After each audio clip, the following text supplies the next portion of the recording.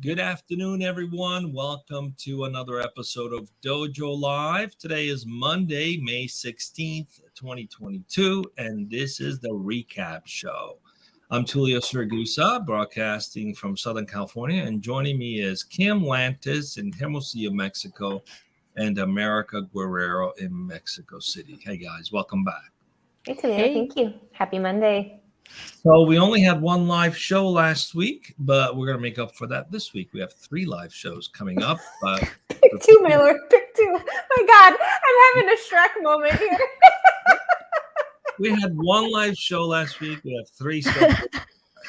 For those of you who are just listening to us, I can't count. Apparently, my fingers aren't 3 shows this week, 1 live show last week. So let's talk about last week's show. We spoke with The Future of Remote Work was the title.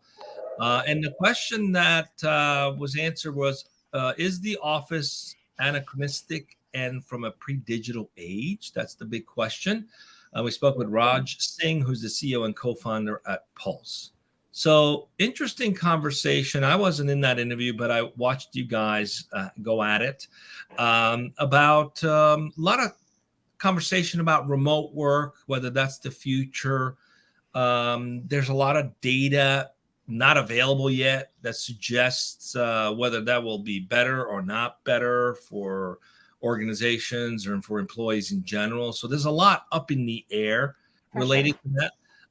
But definitely it is the topic of conversation amongst many companies. Do we bring everybody back to the office? Do we do completely remote? Do we do a hybrid? So I was curious to see what you guys thought of the conversation and what highlights kind of stood out for you guys during that. For sure. I think for me, the takeaway is, like you were just saying, it's really a big unknown right now. And I think what happens is every company, at least the leadership of companies, is sort of figuring out what they feel is going to be best for them as a company and sort of shifting into whatever that choice might be. And I thought that the shift for me is it's interesting how that's now putting, I think, a lot more power of choice, perhaps, in the employees' hands, where it's like we're all kind of figuring out what is it that I want, right? Now that we're coming out of this post-pandemic, like sort of maybe approaching normal again. And it's like, well, what do I want? Do I want to be completely in an office? Do I want to be completely working from home? Do I want some kind of hybrid? And so we as individuals are still trying to figure this out just as much as the leadership and the companies are. And so I think I appreciate that power. And honestly, my perspective is it's just going to be, we're all going to sort of settle right into what makes sense for us. And I think that's okay. But I think one of Raj's big points also was just the data that's missing. And sort of, to me, that idea that companies need to be tracking that data, defining what the KPIs are that are interesting for them to keep track of as far as, tenure, employee happiness, and whatever else it might be to help them make their decisions. Mm-hmm. Yes, I was surprised on Raj personality. I mean, he has this ability to identify pain points and how to make a business with it, like startups. And he was, that's the story of his life. Yeah, like what's the problem I'm experiencing? I'm gonna fix it. And I can imagine him just working in Slack, watching that green thought like this, like, what does that project of me? I mean, what does that significant for me? Am I productive? If it's green or not? How can I change this? Is this like I don't know, like a metric for me? It's really curious how they built this company by just analyzing that. And that's what I really liked. And this whole question that, is it remote better than hybrid, or maybe I should be more present? I don't know. I really like the whole conversation. I mean, it's something that we all are experiencing, and we cannot decide yet which is the better option. What do you think?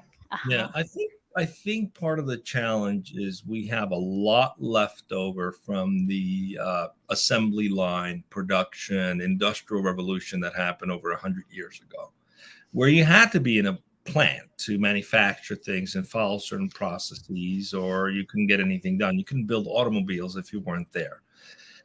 So the challenge is everyone's different.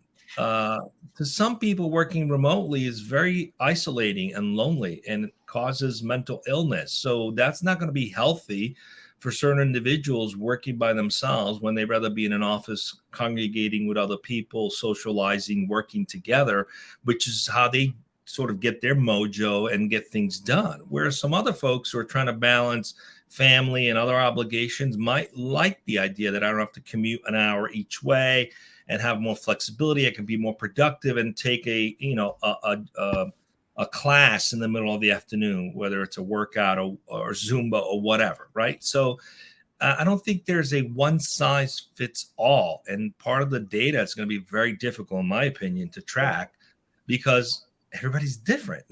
It's like, so, but I do like companies that are saying whatever works for you, as long as you generate value, right? Exactly. And I think that seems to be the way things are headed, for sure. Mm-hmm.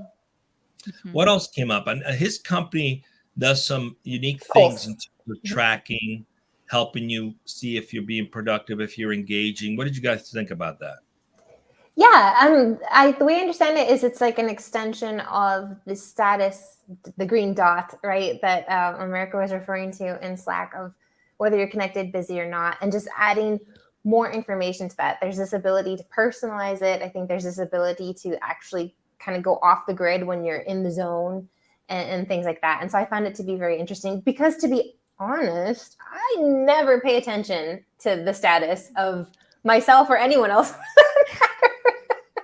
in Slack. So I think that if it's something that can make that better and actually more useful for companies and teams, all the better. I think, is because as it stands, it's sort of, for me anyway, not very useful.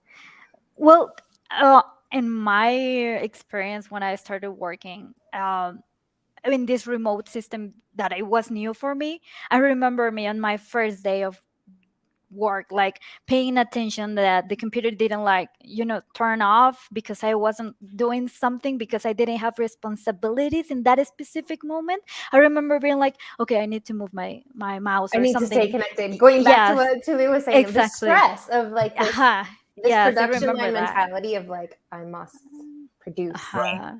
But here's a tip: if you're in the zone, the iPhone has a do not disturb feature on. Use it. It really notifications and things like that, where you can just focus and not get distracted. Because some people have the need to respond immediately syndrome. I'm one of those people. So I use that feature because sometimes you just don't want that distraction.